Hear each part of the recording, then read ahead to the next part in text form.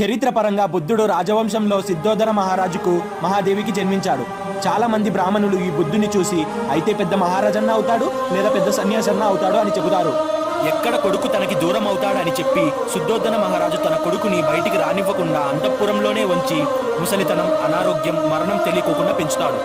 బుద్ధుని చిన్నప్పటి పేరు సిద్ధార్థ్ గౌతమ్. 16 ఏళ్ల వయసులోనే యశోదారాణిని పెళ్లి చేసుకుంటాడు ఈ గౌతముడు. ఒకసారి అంతఃపురం నుంచి బయటకు వచ్చిన గౌతముడు ముసలివాడిని, అనారోగ్యం వచ్చిన వాడిని, మరణించిన వాడిని చూస్తాడు.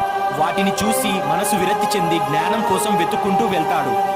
6 సంవత్సరాలు ఉపవాసం ఉండి సన్యాసిగా కఠోర నియమాలు పాటిస్తాడు. ఆ ప్రయాణంలో 49 రోజులు బౌద్ధ వృక్షం కింద కదలకుండా ఉండి జ్ఞానం పొందుతాడు. బౌద్ధ తత్వాన్ని అందరికీ బోధించాడు. గౌతముడు పుట్టిన హిందువుగానైనా జంతువుని చంపడానికి వ్యతిరేకించాడు. ఇప్పటికీ కూడా గౌతమ బుద్ధుడు చెప్పిన నియమాలను చాలా మంది పాటిస్తున్నారు. ఈ వీడియో కనుక మీకు నచ్చితే ఒక లైక్ చేసి మన ఛానల్ని సబ్స్క్రైబ్ చేసుకోండి.